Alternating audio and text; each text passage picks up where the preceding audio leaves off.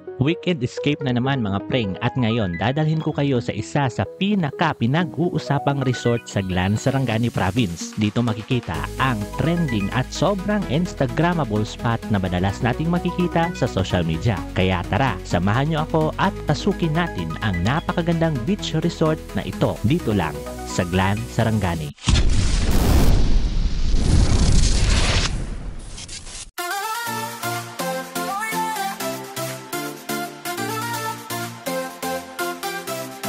Come and join the journey, let's hit the road. Through the bridges, the mountains where the wild winds blow. With every step we'll find a place so true. The beauty of nature waiting there for you. Pagkatapos ng mahabang biyahe mula General Santos City, sakto naming naabutan ng napakagandang sunset bandang alas 5 ng hapon. Grabe, mapapawaw ka talaga pag ganitong oras dito. Bukod sa view, may tent areas din pala sila kung gusto mong mag-camping at good news, wala pang corkage dito. May mga kubo at air-conditioned rooms din para sa mas komportabling stay.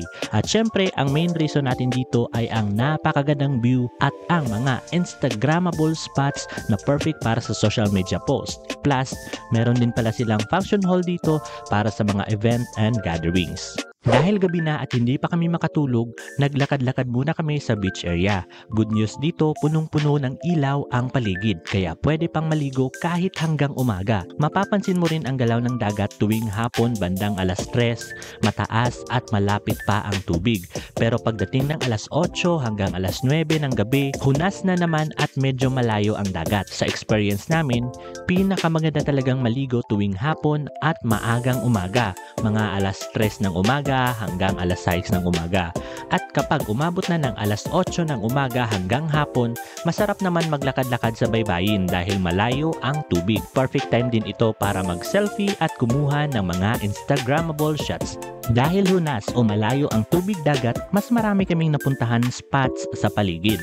At ang maganda pa, bawat area ay may kanya-kanyang instagrammable view katulad na lang ng lugar na ito na aming nadiskubre. Perfect pang-add sa travel photo collection. No trespassing private property. Check niyo mga friend, ganda dito. Kaso nga lang private property ito dito. Hindi namin alam kung ano siya, hotel ba siya, parolan ba siya. Pero sobrang ganda niya, napakalupit. Ganda dito, may nakalagay kasi na no trespassing and currently parang kinoconstruct pa yung area dito. Possible hotel talaga to. Ganda dito mga friend. Tapos meron kang ganito, hotel. Tapos harap mo dagat, ay abay, sobrang lupit. Ganda dito mga friend. So balik na kami mga friend. Ganda dito, sobrang ganda. Pero magja-jog walk pa rin tayo.